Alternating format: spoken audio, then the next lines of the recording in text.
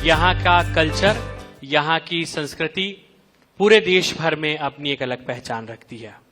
लेकिन हाल ही में कुछ ऐसी घटनाएं इंदौर से जुड़ी जिसने इंदौर को यहाँ की संस्कृति से इतर सुर्खियों में ला खड़ा किया है।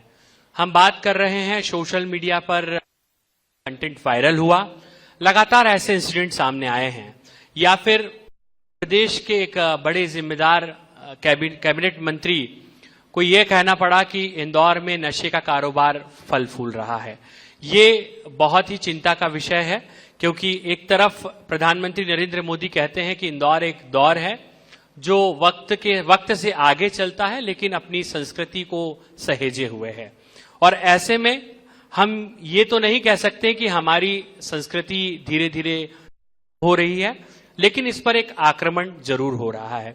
और जब इन तमाम चीजों पर बातचीत करते हैं, इन तमाम चीजों को लेकर हमेशा कहीं न कहीं यहां पर मुखरता के साथ अपनी आवाज बुलंद करते हैं, तो ऐसे में हमारी भी जवाबदारी है कि आखिर मालवा और खास तौर पर देवी अहिल्या की इस नगरी की संस्कृति को कैसे हम बचाए रखें और उसकी वही गरिमा को बनाए रखें। मैं आमंत्रित कर रहा हूं हमारे कार्यक्रम की आज मुख्य अतिथि डॉक्टर माला सिंह ठाकुर जी को। मैम आए और किस तरीके से इंदौर इन दिनों जो चुनौतियों से गुजर रहा है, कैसे लगातार आप भी देख रही हैं आजकल के युवाओं को लेकर, क्या कुछ आपको लगता है कि और चीजें बेहतर होने की आवश्यकता है, और इंदौर जिसकी अपनी एक सांस्कृतिक पहचान है वो सांस्कृतिक पहचान कायम रहे, हम कैसे कहीं न कहीं मिलकर सामूहिक प्रयासों के रूप में इंदौर की उस सांस्कृतिक पहचान को कायम रखने में कहीं न कहीं यहाँ पर कामयाब हो सकते हैं। हम सबको ध्यान में है कि हम जिस शहर में रहते हैं उसे माँ अहिल्या की नगरी कहा जाता है, और जब माँ अहिल्या की तरफ देखते हैं तो ध्यान में आता है उनका 300वां जन्म जयंती वर्ष है। माता अहिल्या पूरे विश्व में संस्कार, संस्कृति और परंपरा के लिए जानी जाती है, और इंदौर की जो पहचान है वो अपनी संस्कृति से ही है। लेकिन पिछले एकाध दशक से ये ध्यान में आया हम सभी लोगों को कि लगातार बाहर से जब विद्यार्थी यहाँ हैं तो कोई गार्जियन उनके साथ नहीं है। जब हम देखते हैं कि हम कुछ गड़बड़ करते हैं तो कोई ना कोई अगर पूछने वाला है, कहाँ जा रहे हो, कब जा रहे हो, क्यों जा रहे हो, किसके साथ जा रहे हो, कब तक आओगे, अभी तक क्यों नहीं आए, कोई समस्या तो नहीं है। जब तक ये कोई पूछने वाला नहीं है तो कोई गार्जियन नहीं है। मुझे लगता है ये सबसे बड़ी समस्या है। तो हमारे पास जितने भी बच्चे बाहर से पढ़ने के लिए आ रहे हैं, बहुत मातृभाव के साथ माँ अहिल्या की नगरी ने उन सबको स्वीकार किया है, उन सभी को बहुत अच्छी सुविधाएं मिले, उसका पूरी शहर चिंता करता है। लेकिन एक गार्जियन की कमी जो है वो मुझे लगती है कि अभिभावक की जो कमी वो बहुत अखरती है। अगर अभिभावक की कमी पूरी हो जाएगी तो मुझे लगता है ये समस्या दूर हो जाएगी। जहां तक समस्याओं की बात है तो बहुत लंबी फहरिस्त है। ड्रग्स और नशे की समस्या जो बहुत आम है, आज सब्जी वाला जो है वो भी आपको नशे की सामग्री देता हुआ दिखाई दे जाएगा। 1 रुपए की कोई आजकल काली गोली आती है जो सामान्यतः बच्चे अपने बैग में रखते हैं, कहीं भी जाते हैं और पुड़िया देते हुए एक से दूसरे के पास, दूसरे से तीसरे के पास निकल जाते हैं। बहुत सारे महाविद्यालय, यहां तक कि बहुत सारे विद्यालय, पिछले 3 महीने में अखबारों के माध्यम से हमने पढ़ा कि कैसे वहां भी नशा लगातार वितरित हो रहा है। हमको समझ ही नहीं आ रहा कि बच्चे फ्रेशर्स पार्टी करने जा रहे हैं, नशा कैसे उस फ्रेशर्स पार्टी का हिस्सा है, कैसे पब कल्चर की ओर जब जा रहे हैं तो चीजें कैसे वहां तक पहुंची। ड्रग पैडलर्स को पकड़ना, उनकी खोज करना, ये सारा काम पुलिस प्रशासन कर रहा है, पर मुझे लगता है कि वो पर्याप्त नहीं है। जब तक समाज इसके लिए जागरूक नहीं होगा तब तक वो काम नहीं हो पाएगा। दूसरी सबसे बड़ी चीज लगती है कि लगातार जिस प्रकार से हम बहुत अत्याधुनिक हो गए, लेकिन सोच जो है वो वही है। तो मुझे लगता है कि सोच जो है वो आधुनिक नहीं हुई है। हम केवल हमारे आसपास जो चीजें चल रही हैं, हमें जो बताने का प्रयास किया जा रहा है, हम केवल उसी की तरफ जा रहे हैं। एक दिग्भ्रम की स्थिति है, सांस्कृतिक विकृतीकरण लगातार पैर पसार रहा है। मुझे जिन वस्त्रों में सहज लगता है, बहुत अच्छी बात है कि वही पहनना चाहिए, लेकिन हम सभ्य समाज के लोग हैं। समाज में रहने के लिए कुछ मर्यादाएं हैं, कुछ नियम है, कुछ कानून है, और समाज में रहने के लिए उन सबका पालन करना ये हमारी केवल जिम्मेदारी नहीं, ये कर्तव्य है। ऐसा ध्यान में आता है आजकल युवाओं में जो 2-3-4 चीजें चली हैं, माई बॉडी माई चॉइस, मेरी बॉडी है मैं कुछ भी करूं, माई वे हाईवे, माई लाइफ माई वे, इस तरीके की जो चीजें हैं जो मुझे लगता है कि एक आभासी दुनिया ने हम सबके बीच में ला करके खड़ी कर दी। तो मुझे लगता है बिना सोचे, बिना समझे, बिना अपनी पारिवारिक स्थिति का आकलन किए, बिना अपनी आर्थिक स्थिति का आकलन किए, और युवा लगातार इसकी गिरफ्त में जा रहा है। और सारी जो मुझे लगता है कि जिम्मेदारी युवा की नहीं है, हम सब लोगों की भी है, क्योंकि हम चाहकर भी किस प्रकार से इन चीजों को रोकना है, हम वो नहीं कर पा रहे। विगत दिनों आप सबको मालूम होगा, एक बहुत बड़ा आंदोलन शहर में हुआ, किस प्रकार से जो है अभद्र वस्त्र पहन के एक युवती सड़क पर जा रही थी। सारे आसपास लोग खड़े हैं, उसको देख रहे हैं, पर कोई हिम्मत नहीं कर पा रहा कि कैसे बोले। इसलिए नहीं कर पा रहा क्योंकि अब समाज वैसा नहीं है। पहले ऐसा होता था कि हम कुछ भी करते थे, 10 घर दूर भी अगर हमारे कोई बड़े रहते, हम ताऊ जी, चाचा जी, मामा जी, बुआ जी, मौसी, मोहल्ले के लोगों को यही कहा करते थे। तो पिताजी जब तक आए उसके पहले कोई पड़ोस वाला आकर के 2 चांटे भी जड़ दे तो मुझे लगता है कि कभी किसी को कोई गुरेज नहीं होता था। आज की ऐसी स्थिति है कि मेरे घर के पास में कौन रहता है मुझे मालूम ही नहीं। मेरे बच्चे को अगर कोई आंख उठाकर भी देख ले, भले ही मेरे बच्चे की गलती हो, तो भी मैं मेरे बच्चे को नहीं डांटती हूँ, मैं पास वाले से लड़ने पहुंच जाती हूँ। तो जो मुझे लगता है कि केवल ये जो समस्याएं हमको दिखाई दे रही, युवाओं की समस्या नहीं है, समाज की समस्या है। और बहुत जड़ मूल से इसको अगर समाप्त करना है तो उसके लिए अपने संस्कार, संस्कृति, परंपराओं पर जोर देकर के उसके लिए काम करना होगा। अपने आसपास सकारात्मक वातावरण कैसे बन सकता है, हम सकारात्मक वातावरण का हिस्सा कैसे बन सकते हैं, थोड़ा समय स्वयं के लिए कैसे निकाल सकते हैं, कोई पुस्तक पढ़ने की आदत डालें, स्वयं को जो पसंद है थोड़ा सा समय उसके लिए निकालें। कोई भी चीज जो हमको बार बार परेशान कर रही है तो आसपास कोई ऐसा मित्र हमारे पास होना चाहिए जिससे हम उस चीज को साझा कर सकें। और सबसे महत्वपूर्ण, हमारा घर, हमारा परिवार, हमारे माता पिता, उससे बेहतर कोई मित्र नहीं हो सकता, उससे विश्वसनीय कोई मित्र नहीं हो सकता, उससे बेहतर पूरी दुनिया में कोई नहीं है जो आपके लिए अच्छा सोचे। तो आप सबसे बेटा यही आग्रह है कि अपने आसपास ऐसी कोई भी चीज आपको लगती तो सबसे पहले अपने माता पिता, अपने परिजन, उनको बताएं। जो सच है उसी के साथ आगे जाना चाहिए। ये उम्र ऐसी है जहां हमको लगता है कि कई बार हम ऊपर नीचे होते हैं, तो मेरा आप सबसे आग्रह है कि उसकी चिंता करें। जिस समाज में हम हैं उसके प्रति हमारी जिम्मेदारी है। तो रोम रोम में भारत भक्ति का भाव केवल 15 अगस्त 26 जनवरी पे नहीं दिखना चाहिए, हमेशा हमारे रोम रोम में भारत भक्ति होना चाहिए। आज चूंकि बहुत ही चर्चित विषय है कि सोशल मीडिया किस तरीके से समाज में एक प्रभाव डालता भी है, और हमने देखा है कि जो सोशल मीडिया के इन्फ्लुएंसर्स हैं वे किस तरीके से सीमाओं को कई बार, मर्यादाओं को भी कई बार तोड़ देते हैं, और उसका असर सोसाइटी में होता भी है। हमने हाल ही में जो फिलहाल इंदौर के वीडियोस देखे हैं, उन वीडियोस ने इंदौर को ना सिर्फ सुर्खियों में ला खड़ा किया है बल्कि यहाँ के जिम्मेदारों को सोचने पर मजबूर भी किया है। और इस बीच में हमारे बीच में सबसे पहले डॉक्टर दीप्ति हाड़ा जी मौजूद हैं। मैं माइक उन्हें दूंगा पहले कि किस तरीके से दीप्ति जी आप सोशल मीडिया पर एक्टिव भी हैं, लेकिन जब इस तरीके का कंटेंट आप देखती हैं तो क्या कुछ दिमाग में आपके रहता है, क्या कुछ आप सोचती हैं? When we talk about social media and social creation, we have to understand 2 things. This is a combination of creativity and technology. युवा शक्ति इसका बहुत ज़्यादा इस्तेमाल आजकल कर रही है अपनी क्रिएटिविटी के लिए और टेक्नोलॉजी के माध्यम से इसे जन जन तक पहुंचाने के लिए। इसका एक एडवांटेज है, लेकिन एक बहुत बड़ा डिसएडवांटेज भी है कि चुटकियों में आप अपना कुछ भी कंटेंट, चाहे वो आपकी शिक्षा के क्षेत्र से जुड़ा हो, आपकी किसी भी तरह की क्रिएटिविटी से जुड़ा हो, आप सेकंड्स के अंदर उसको लाखों, हजारों, करोड़ों फॉलोअर्स तक पहुंचा सकते हैं। अब जब हम कोई भी चीज को इतने कम समय में, मतलब ये स्पीड ऑफ लाइट से भी ज्यादा फास्टेस्ट हो चुका है to share the content amongst the people, तब हमें ये सोचना बहुत जरूरी है कि किस हद तक सही है और गलत है, इसका क्या इन्फ्लुएंस है। आजकल की युवा शक्ति टेक्नोलॉजी में तो बहुत आगे है, बहुत चीज़ों को सीख कर और जल्दी से उनको एग्जीक्यूट कर पा रही है, लेकिन जो एक मेंटल हेल्थ वाला पार्ट हम यहाँ छोड़ देते हैं। I am a doctor also, so I talk about this also. It is not just creativity, it is about your mental health. आपका स्वास्थ्य, मानसिक स्वास्थ्य अगर ठीक है तो आपका फोकस रहेगा कि आप कंस्ट्रक्टिव चीज़ों को क्रिएट करेंगे। It is not about only the negative prospect, there are not many positive things.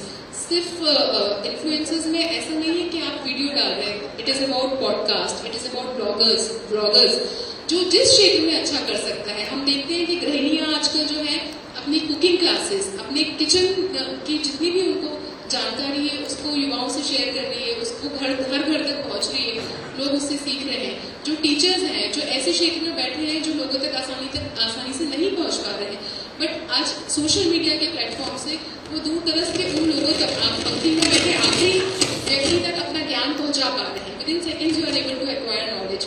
तो मैं आप सबसे भी यही आग्रह करूंगी कि इसका पॉजिटिव एस्पेक्ट देखें और उस पर ज्यादा काम करें। आप लोग भ्रमित ना हो, रातों रात की पॉपुलैरिटी जिस तरह से मिलती है उसी तरह से खत्म भी हो जाती है।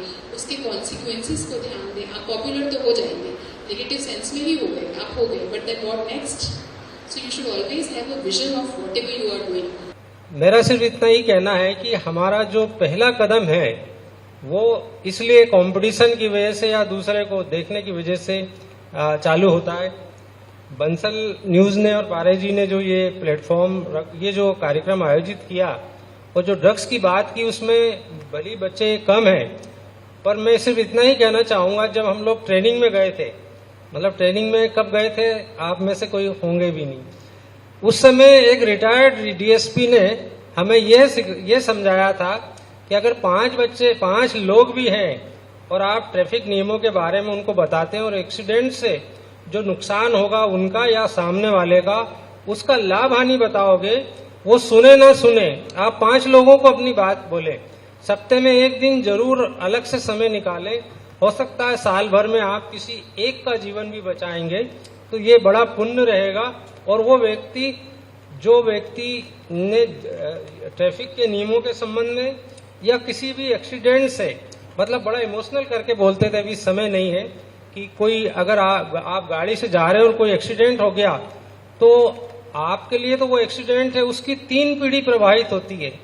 वो मोटरसाइकिल पे या साइकिल पे जाने वाला व्यक्ति क्या कल्पना करते हुए जा रहा है कि बच्चे घर पे इंतजार कर रहे हैं, छोटा बच्चा स्कूल भेजना है, पत्नी को क्या करना है, बूढ़े माँ बाप हैं, 3 पीढ़ी प्रभावित होती है। और जो नशे में चलाने वाला या फास्ट चलाने वाला एक्सीडेंट कर देता है। तो इस प्रकार से 5 लोगों को भी अगर आप बताएंगे, तो मैं इस मंच के माध्यम से जो हमारे उपस्थित स्टूडेंट्स हैं, जो युवा साथी, उनसे सिर्फ ये अनुरोध करना चाहूंगा कि सबसे पहले अगर हमको इसमें रोकना है तो सो मोटो स्वयं आत्म अनुशासन बनाना पड़ेगा। ड्रग्स किसी भी तरीके से, किसी भी प्रकार का नशा किसी भी प्रकार से आपको कोई फायदा नहीं पहुंचा सकता।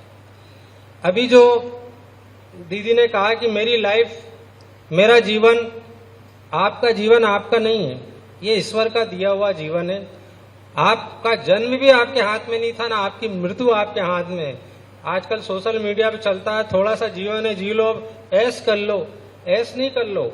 आपको जो ईश्वर ने जीवन से मरण के बीच का समय दिया है, वो एक कर्तव्य पालन के लिए दिया है, अच्छे कार्य करने के लिए दिया है।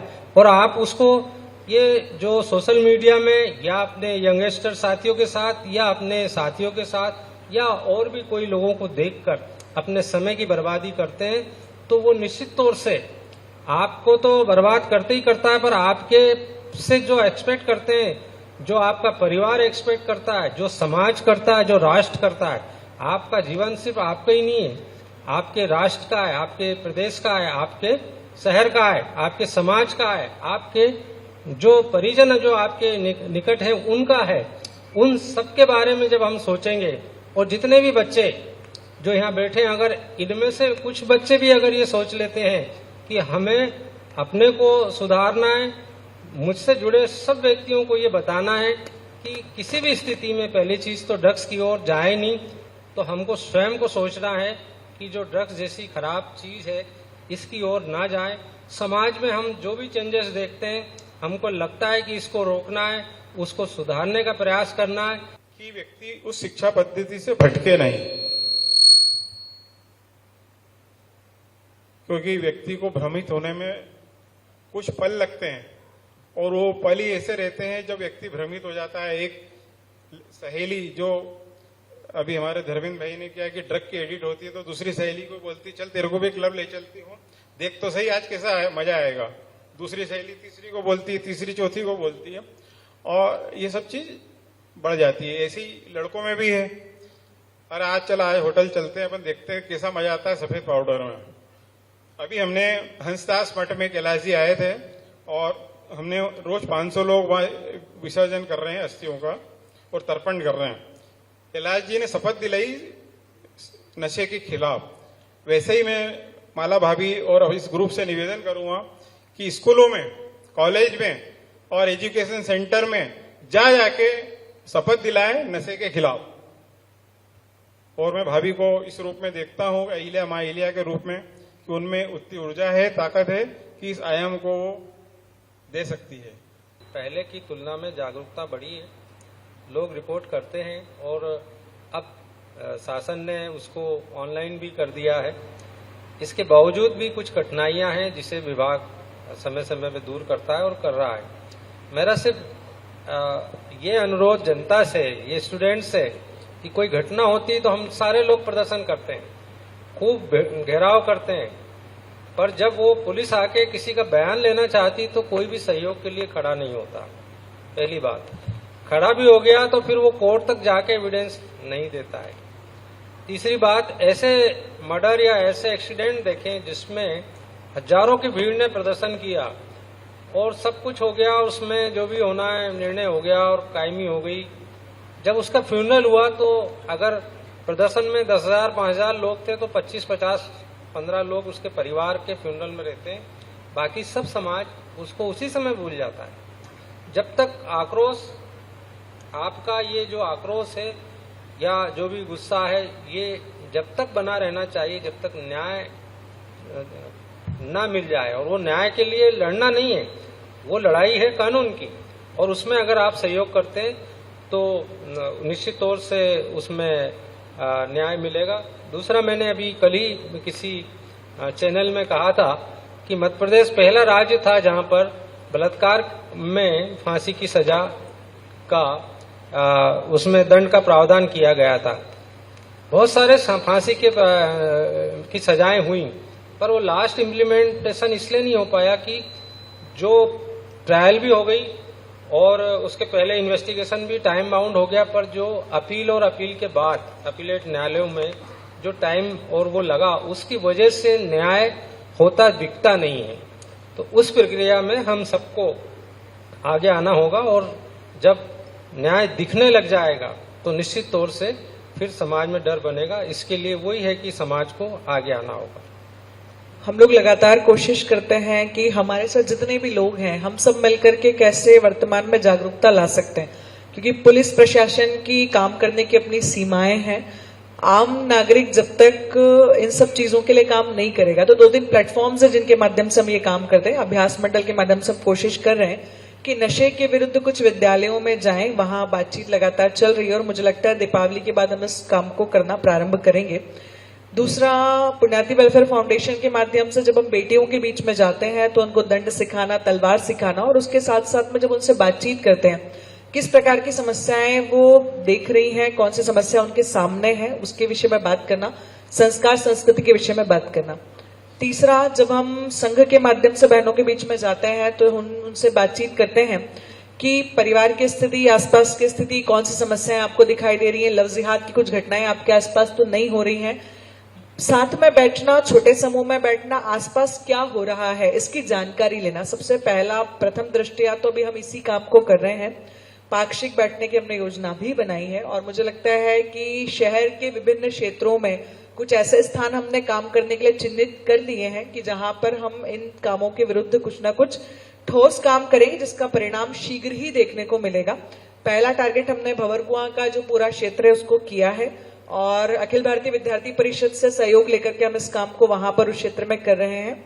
दूसरा जो हमारा टारगेट है वो बुद्धनगर के आसपास का जो बस्ती का क्षेत्र है जहां पर खुले रूप में नशा का कारोबार चल रहा है, उसको हमने टारगेट किया है। अभी हमने ऐसे 2 बड़े टारगेट लिए। हमारी पहली प्राथमिकता है कि हम पहले यहाँ पर कैसे बहुत बेहतर काम कर सकते हैं, छोटा छोटा काम करने के लिए लगे हैं। और अगली बात जो आपने कहा कि स्वाभाविक है कि हम जितने भी लोग सामाजिक क्षेत्र में काम करते हैं, हम प्रयास करते हैं कि बहुत बेहतर ढंग से आप सब लोगों के सहयोग से, आप सब लोगों के मार्गदर्शन से कैसे इस काम को बेहतर कर सकते हैं, प्रयास करेंगे। आपके जो भी सुझाव अगर मिलते हैं, साथ मिलता है, तो बहुत नीचे तक हम कोशिश करेंगे कि जाएं। मुझे लगता है कि छोटे बच्चों के बीच में जाकर के, जो छोटी कक्षा में हैं, उनके बीच में जाकर के इसके प्रति जागरूकता लाने के लिए मुझे लगता है आवश्यकता है, क्योंकि अभी जो समय दिखाई दे रहा है उसमें ऐसा लग रहा है कि 6ठी 7वीं 8वीं कक्षा के जो बच्चे हैं वो भी छोटी जो पुड़िया है, व्हाइटनर का नशा है, इसकी गिरफ्त में है। बिल्कुल बस्ती के बच्चे ही नहीं, बहुत एलिट क्लास के जो बच्चे हैं वो भी इसके गिरफ्त में हैं। हम सबके लिए बहुत चिंता का विषय है। तो मुझे लगता है कि अगली कड़ी में हम उनके बीच में जाकर के उनसे बातचीत करना, और ऐसे जितने भी लोग जो समूह हमसे जुड़े हैं उनसे हम प्रयास करते हैं कि जब भी कोई अधिकतम बड़े समूह हैं उनके बीच में विषय जाए। जितने भी लोग प्रवचन देते हैं उनसे हम लोग लगातार आग्रह करते हैं कि आप अपने भक्तों के बीच में जब भी बातचीत करें तो उसमें एक विषय अपनी संस्कार, संस्कृति और अपनी जो आज की पीढ़ी उसको नशे से कैसे दूर रख सकते हैं, ये विषय आना चाहिए। प्रयास हम कर रहे हैं। कोई ऐसी मॉनिटरिंग कमेटी नहीं है। हम OTT पर देख रहे हैं जिस तरीके का कंटेंट परोसा जा रहा है वो भी कहीं न कहीं सोसाइटी में गलत इम्पैक्ट डालता है। देखिए, social media is a double aged sword, दो धारी तलवार कहते हैं ना। अभी माननी ने जो क्वेश्चन पूछा कि आप यूथ इससे बेनिफिट कैसे हो सकता है, तो यूथ इससे बहुत तरह से बेनिफिट हो सकता है। आज आपका फोन है, वो आपका सब कुछ है। उसमें you have your mobile, you have your radio, you have your library, you have your Wikipedia, encyclopedia, everything is there. Knowledge is just a click away. पहले के समय में आपको अगर किसी विषय पे अध्ययन करना होता था तो आपको लाइब्रेरी जाके उस विषय की पुस्तक को ढूंढ कर उसके सारे अंक निकाल कर आपके रेलेवेंट पॉइंट उसमें है या नहीं वो ढूंढना, it was time taking, it was a taxing procedure. But with the help of technology आज ये इतना आसान हो गया है कि it's just a click away. Knowledge is everywhere. दूसरा प्रश्न ये है कि सोशल मीडिया पर जो नेगेटिव कंटेंट है, तो it is not like this. Social media पर पॉजिटिव कंटेंट भी है। हम हर जगह ये अपेक्षा नहीं कर सकते हैं कि there should be someone to monitor us, someone to filter us. ये नर्सरी में होता है, ये स्कूल्स में होता है। This is something self control, self monitoring which is very important. हम ड्रग एडिक्शन की बात कर रहे हैं, but technology addiction, mobile addiction, ये अभी हम पूरी तरह से इग्नोर कर रहे हैं। But I am telling you, future is inevitable.